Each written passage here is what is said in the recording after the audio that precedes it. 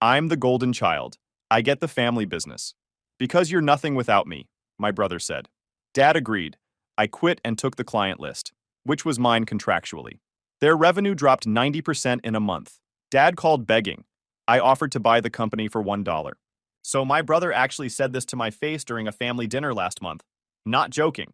Looked me dead in the eyes and told me I was nothing without him and that he deserved the family business because he was the golden child. My dad nodded along, like this was just objective truth we all needed to accept. Spoiler alert, I quit the next morning, took every client I'd built relationships with over the past 5 years, and watched their precious company crater faster than the Titanic. But we'll get to that. Let me paint you the full picture here because this didn't happen in a vacuum. This was 28 years in the making. I'm 32 male. My brother Jason is 28 male. We grew up in one of those families where everything looks perfect from the outside, but is completely dysfunctional once you peek behind the curtain. My parents ran a mid-sized commercial landscaping company that my dad started back in the 90s. Nothing fancy, but it brought in steady money and employed about 15 people at its peak. From the moment Jason was born, he could do no wrong. And I mean literally nothing. This kid broke a window playing indoor football when he was 7. Dad laughed it off as boys being boys. I accidentally knocked over a lamp when I was 8, grounded for 2 weeks and had to pay for the replacement out of my birthday money. The double standards were so obvious, you could see them from space.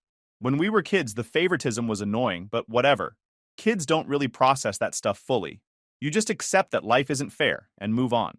But as we got older, it got more blatant and honestly more damaging. High school is where things really started to diverge.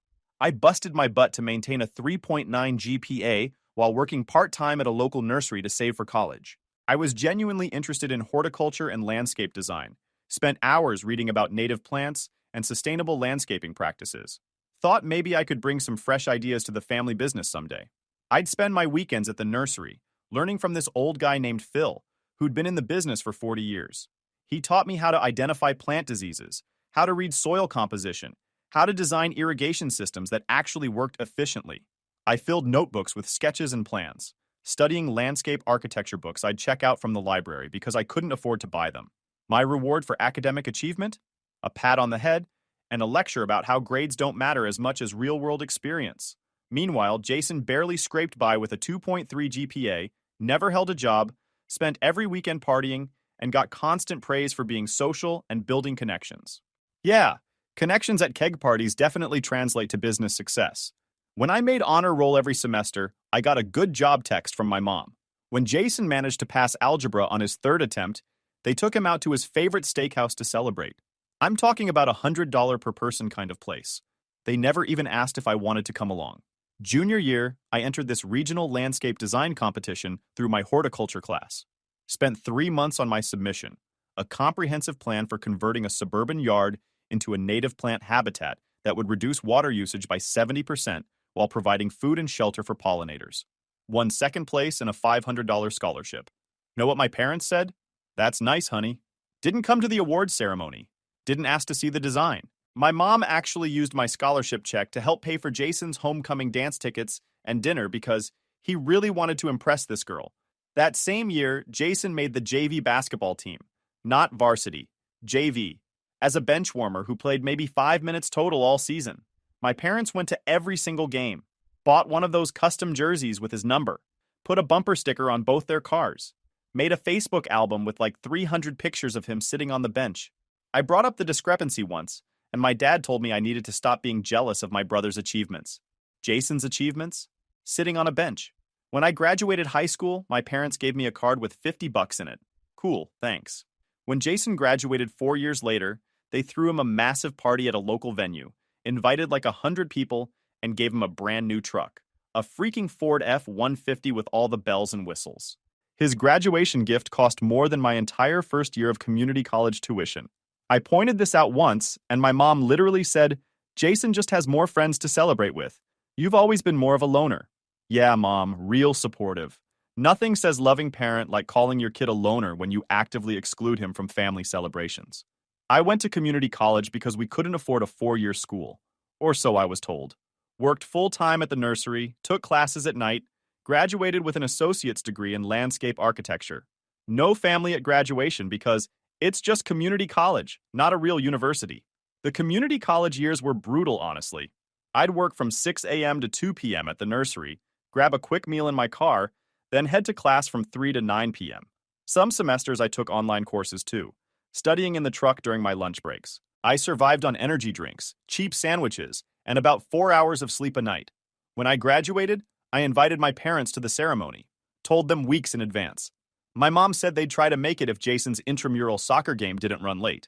They chose the game. Meanwhile, Jason gets a free ride to State University, where he changed his major 4 times and took 6 years to graduate with a business degree.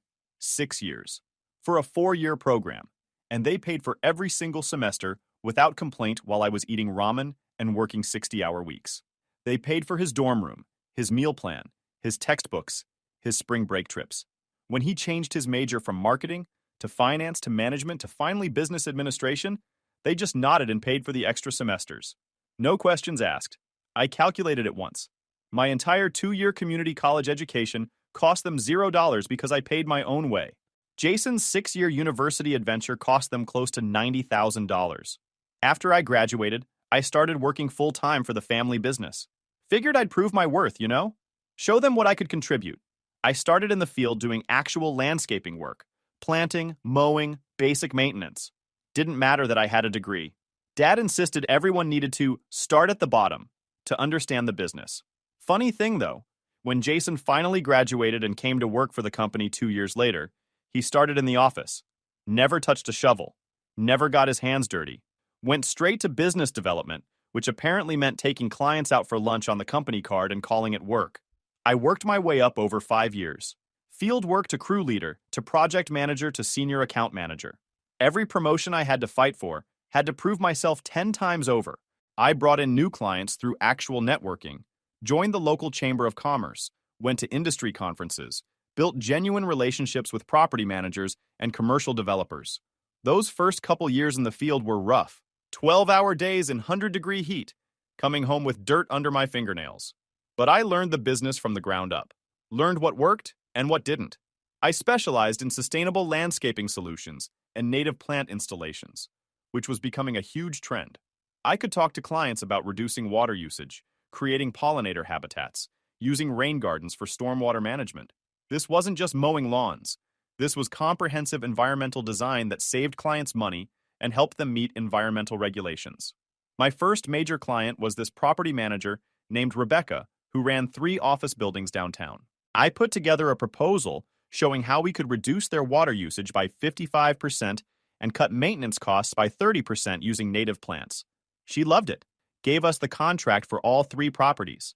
That account brought in $78,000 in the first year and led to referrals for 6 more properties. Within 3 years of focusing on this niche, I'd brought in about 60% of the company's new business.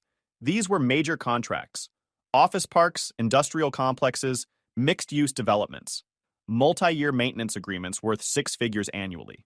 I had built genuine relationships with these clients. They trusted me. They called me directly with questions. I brought in this massive industrial complex account worth over $200,000 a year. The facilities director, Tom, had been dealing with another contractor who kept screwing up. I gave us a trial period on 1 building. We killed it. 3 months later, he gave us all 9 buildings in the complex. Tom would call me directly for everything. I had my cell number on that account because I knew it was worth taking care of properly. Here's the important part.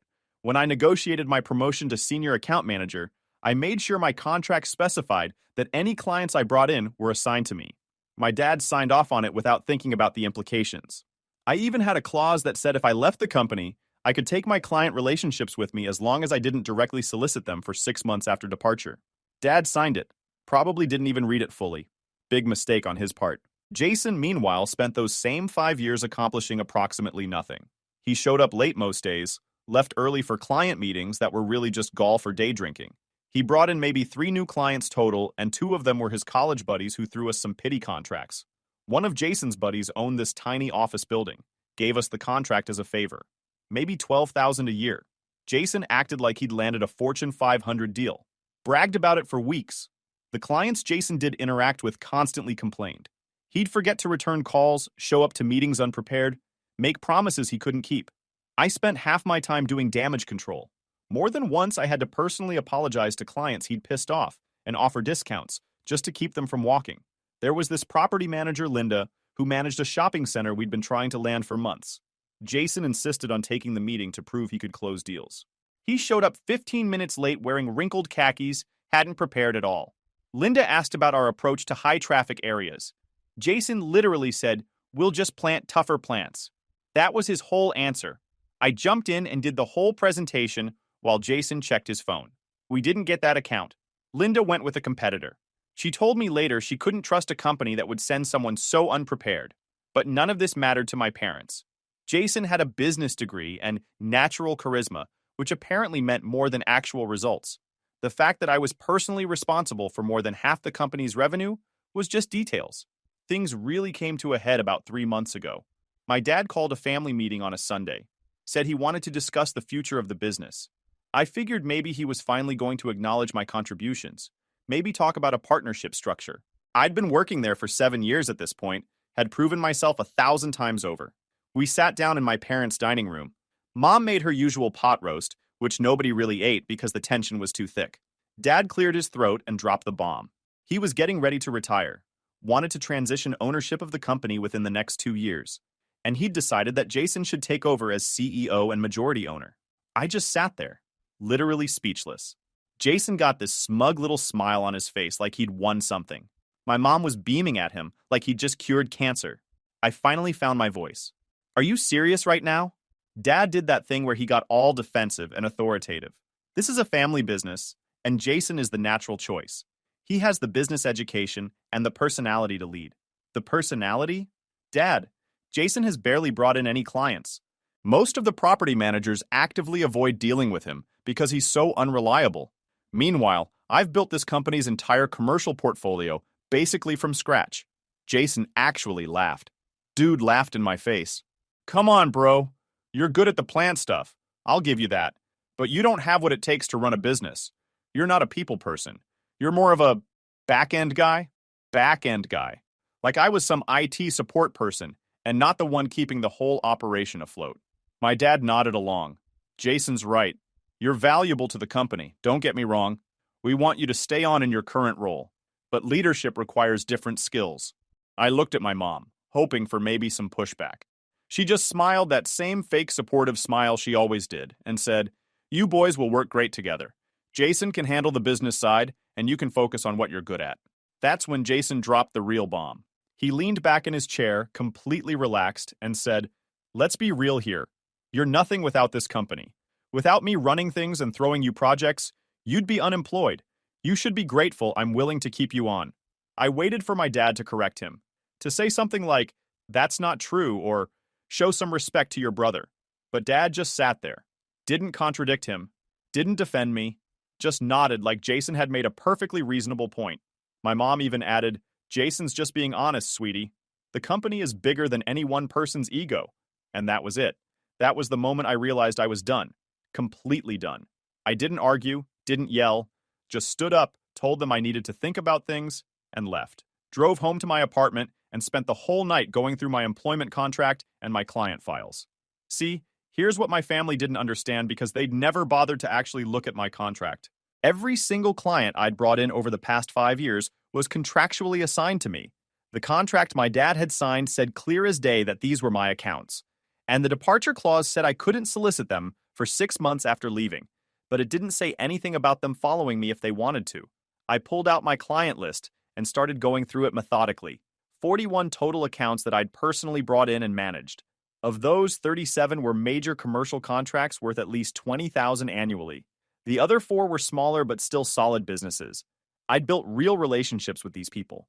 We're talking property managers I'd known for years, developers who trusted my expertise, facilities directors who called me directly because they knew I'd take care of them. These weren't just names in a database. These were people who valued my knowledge and my reliability. I started making phone calls. Not to solicit, just to check in. Asked how their properties were doing, if they had any upcoming projects. Normal relationship maintenance stuff that I did regularly anyway. Rebecca, that first property manager who'd given me a shot years ago, answered on the second ring. We chatted for a bit about one of her properties, some drainage issues they were dealing with. Then she said something that made my decision for me. "Everything okay with you? You sound stressed." I told her I was considering some career changes, might be starting my own venture focused on sustainable landscaping. About time, she said without hesitation. I'll be honest, the only reason we stick with your dad's company is because of you.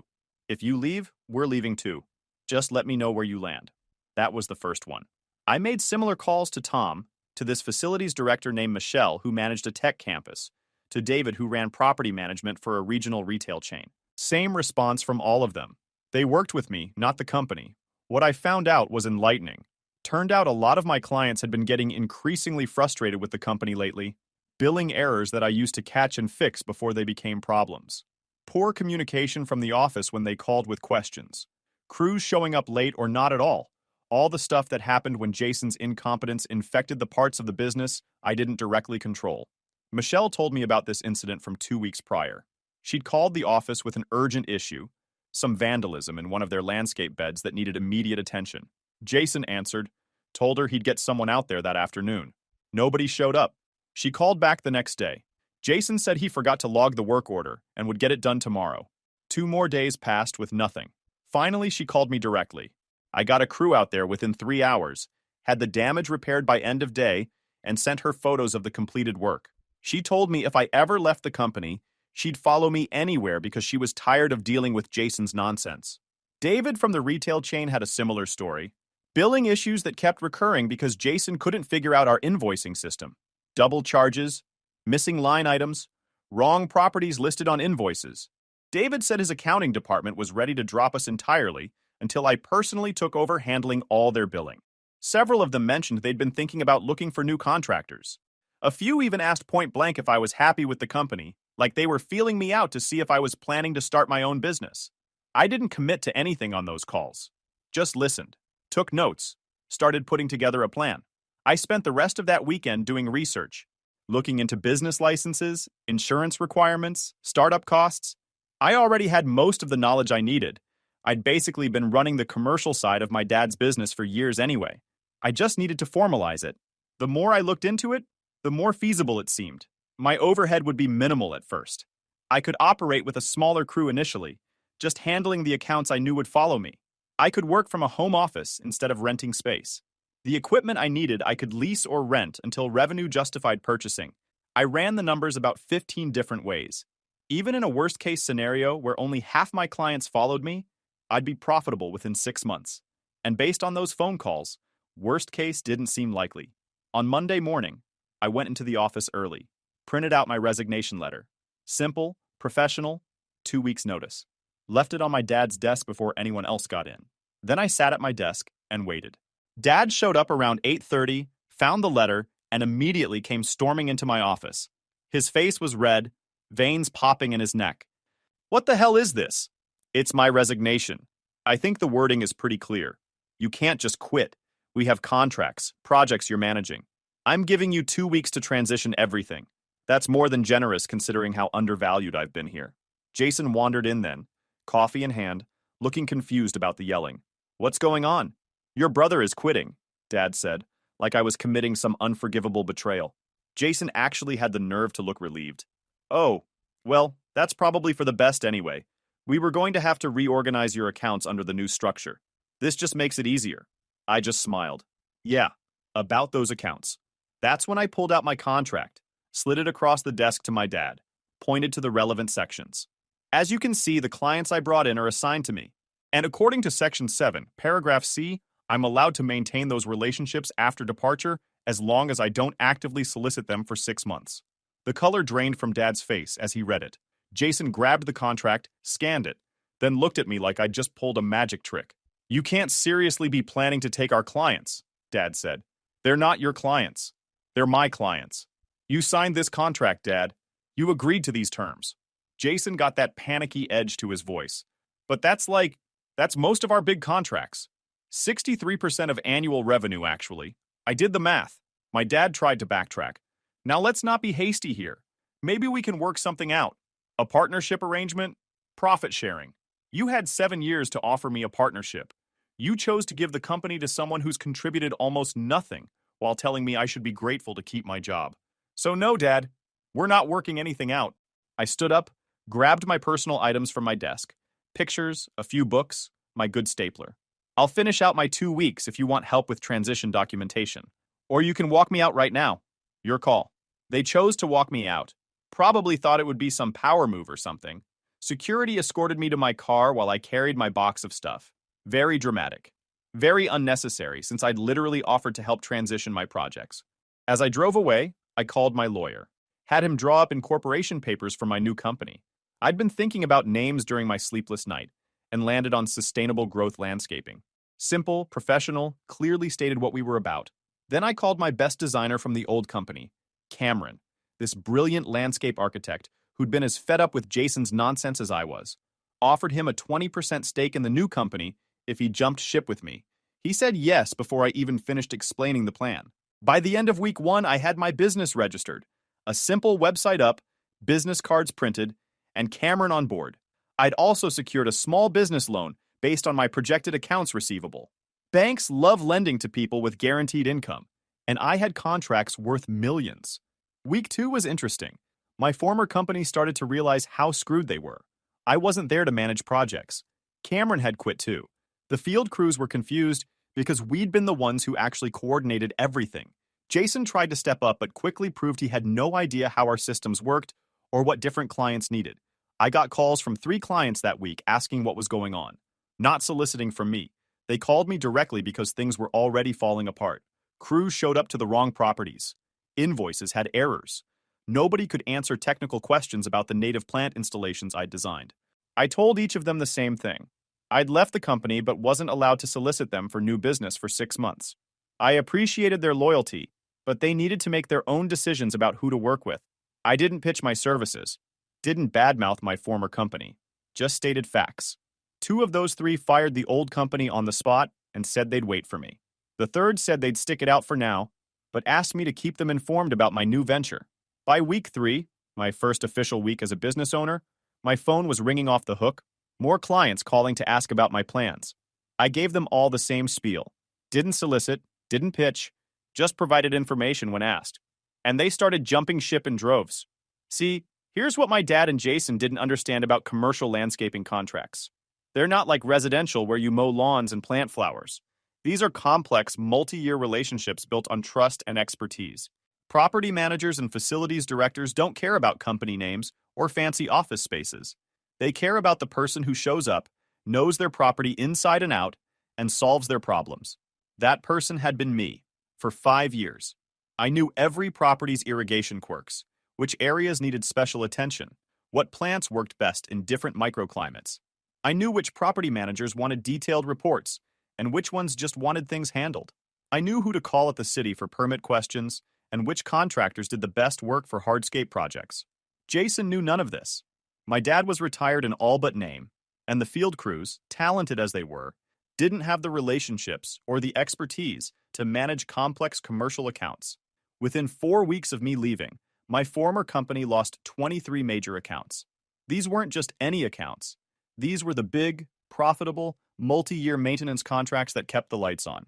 We're talking about office parks, industrial complexes, shopping centers, the bread and butter of commercial landscaping. Some came to me directly. Some went to competitors because they were frustrated and didn't want to wait 6 months for me to start taking new contracts. Either way, they left. I watched it happen through the industry grapevine. Commercial landscaping is a small world. Everyone talks. Property managers know each other. Word spread fast that I'd started my own company, that I was doing things right, that I actually gave a damn about sustainable practices and customer service. Meanwhile, my former company was hemorrhaging clients and couldn't figure out how to stop the bleeding. Jason tried to step up, but he was completely out of his depth, made promises he couldn't keep, bid projects at rates that barely covered costs because he didn't understand the actual work involved, pissed off the few remaining clients by being unreliable. I didn't have to do anything, didn't badmouth them, didn't steal clients, just existed as a better option and let natural market forces do their thing. My new company's first month revenue was absolutely wild. Even with the 6-month non-solicitation clause, I had clients who'd left my old company on their own and were willing to work with me through the interim.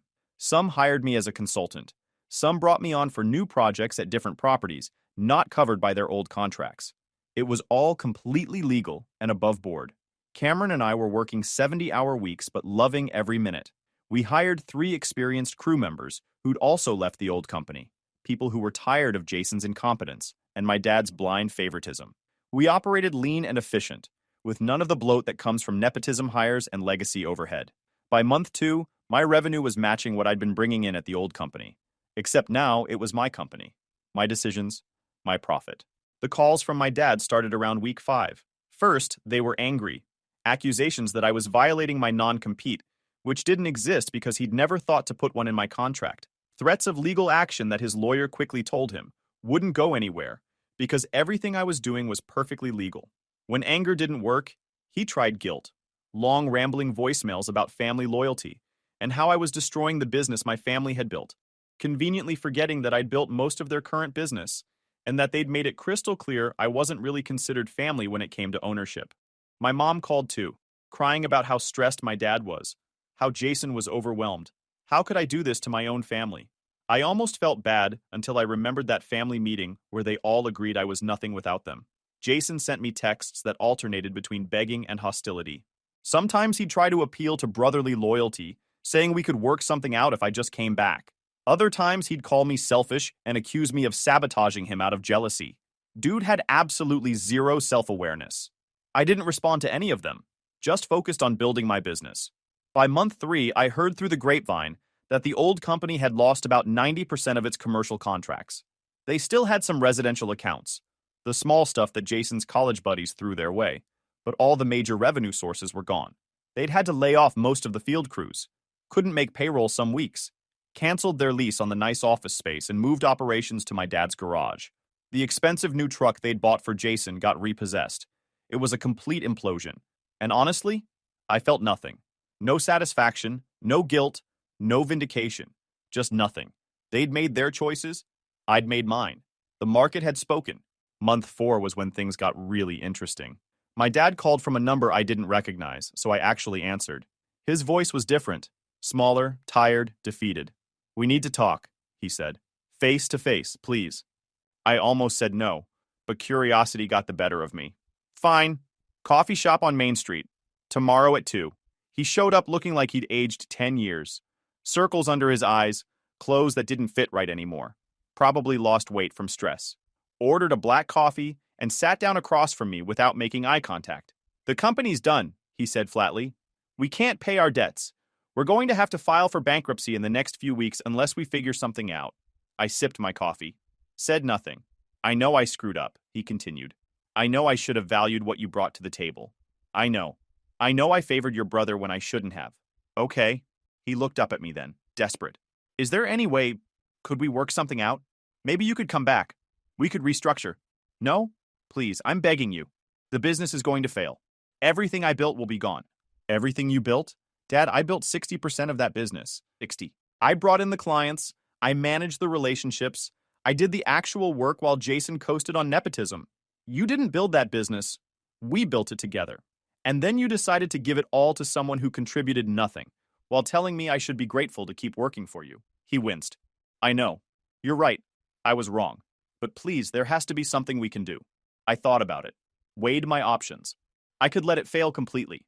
Walk away and never look back. Or, "I'll make you an offer," I said. $1. He blinked. "What?" "I'll buy the company for $1. You sign over all assets, all remaining contracts, the company name, everything. I assume the debts. You and Jason walk away clean." His face went through about 15 different emotions. Shock, anger, humiliation, resignation. $1? That's insulting. That's what the company is worth right now. Actually, it's worth less than nothing because of the debts. I'm offering to take on your liabilities and give you a clean exit. Take it or leave it. And what happens to me and Jason? I don't care. Get jobs somewhere else. Figure it out. Same way I had to figure things out when you decided I wasn't good enough to be part of the family legacy. He sat there in silence for a long time. I could see him doing the math in his head. Pride versus bankruptcy. Ego versus financial ruin. "I need to think about it," he finally said. "You've got 48 hours. After that, the offer expires, and you can sort out bankruptcy on your own." I left him sitting there with his cold coffee and his regrets. He called back 36 hours later. Accepted the deal. We met at my lawyer's office to sign the paperwork. My dad looked sick the whole time, signing away the company he'd started 30 years ago for the price of a candy bar. Jason wasn't there. Apparently, he'd already jumped ship, got some entry-level sales job through a family friend, probably told everyone he voluntarily left to pursue other opportunities. I didn't ask, didn't care. The asset transfer was pretty straightforward. There wasn't much left to transfer. Some equipment, a few small contracts, the business name and registration. Most of the valuable stuff had already been liquidated to try to pay bills. I consolidated everything under my new company structure, kept the name Sustainable Growth Landscaping because it had better branding anyway. Took on about $40,000 in business debts that I paid off within 6 months from new contract revenue. Within 8 months of leaving my family's company, I had completely rebuilt and exceeded their peak annual revenue. Except now I owned it all. Cameron owned 20% like I'd promised. We brought on 2 more junior partners who'd proven themselves invaluable. We now employ 23 people. We're the premier commercial sustainable landscaping company in the region. Property managers specifically seek us out because they know we deliver quality work and actually care about environmental impact. 3 months after the buyout, Rebecca called me with a massive opportunity. Her company was expanding, buying out a competitor's portfolio of 12 commercial properties across 3 cities. She wanted us to handle all the landscaping for the transition. $700,000 over 2 years. I took the contract to celebrate with the team, rented out this nice restaurant, gave everyone bonuses. Cameron pulled me aside and said this was the kind of deal my dad's company could never have landed because they didn't have the capacity or expertise. He was right. 6 months after that, Tom referred me to his company's regional director. They were rolling out a sustainability initiative across 43 properties in 5 states. Wanted a contractor who actually understood native ecosystems and could implement consistent standards across multiple climates. The contract was worth $2.3 million over 3 years. We had to hire 12 more people just to handle the expansion. Opened a second office. Bought our own equipment instead of leasing. Started training programs for our crews on sustainable practices. This wasn't just a landscaping company anymore. It was becoming an actual operation. My parents and I haven't spoken since the paperwork signing. Jason tried to add me on LinkedIn a few months ago, which I found hilarious. I didn't accept. Then last month something happened that made the whole thing feel complete. I was at an industry conference. Same one where I'd met Rebecca years ago. Ran into Linda, that property manager who'd rejected us because of Jason's incompetence. She recognized me immediately, told me she'd been following my company's growth, was impressed with what we'd built. Then she said her company was looking for a new landscaping contractor for their entire portfolio. 15 properties. 15. Would I be interested in bidding? I sent her a proposal the next week. Professional, detailed, competitive pricing. She awarded us the contract without even getting competing bids. Said she'd seen enough of our work through industry connections to know we were the right choice. The same account Jason had blown years ago because he couldn't be bothered to prepare. Now it was mine. Week after that, I got a call from an unknown number. Answered it thinking it was a client. It was my mom. She started with the usual guilt trip, how my dad's health was suffering from stress, how Jason was struggling in his new job, how the family was falling apart. Then she got to the real reason for the call. My cousin was getting married next month. Big family wedding. Everyone would be there. She wanted to know if I'd come, if maybe we could talk, work things out. I told her I'd think about it and hung up. Talked it over with Cameron that night. He said whatever I decided, the team had my back. But he also pointed out that showing up might send the wrong message, like I was willing to pretend everything was fine when it wasn't. I decided not to go. Sent my cousin a nice gift and a card wishing her well. Didn't mention why I wasn't attending. Let my parents explain that one to the extended family. My mom called again after the wedding. Apparently, everyone had asked where I was. My dad told people I was too busy with work. Jason told people we had a disagreement, but were working it out. Nobody told the truth, that they'd written me off as nothing, and I'd proven them spectacularly wrong. She wanted to meet for coffee. Said my dad had things he wanted to say. I told her I'd consider it, and never called back. 2 weeks ago, we signed the deal with that major developer I mentioned, the one with 5 properties and the 10-year maintenance agreement. Contract value over the life of the agreement is $4.1 million. Biggest deal in company history. We took the whole team out to celebrate. 23 employees, all of whom had jobs because I built something real instead of coasting on family connections. Cameron gave a toast about how we'd gone from 2 guys with a truck to a regional powerhouse in under 2 years. During the celebration, my phone buzzed. Text from Jason. First time he'd contacted me directly since I left. Saw the announcement about your developer contract. Congrats, that's huge. I stared at it for a minute, thought about responding, thought about being gracious, maybe opening a door to reconciliation. Then I remembered him sitting at that dining room table, smirking while he told me I was nothing without them. Remembered my dad nodding along. Remembered years of being treated like I was lucky to have a job at a company I'd built. I deleted the message and put my phone away. Yesterday, Cameron and I met with investors about opening a third location. They loved our growth trajectory, our client retention rates, our reputation in the industry, offered us a capital injection that would let us expand into 2 more states. We're considering it. Would mean more hiring, more equipment, more complexity. But it's the kind of problem I always wanted to have. Too much success to handle with our current capacity. Meanwhile, I heard through that same industry grapevine that my dad's consulting work dried up. Word got around about what happened with his company. Clients don't want to work with someone who ran a successful operation into the ground through poor judgment. Jason's apparently on his 3rd job since leaving. Sales isn't working out for him. Turns out when you can't coast on family connections and actually have to produce results, things get harder. My parents sold their house and moved into a small condo across town. Nothing tragic. They're fine financially from the home sale, just not living the lifestyle they'd gotten used to. And me?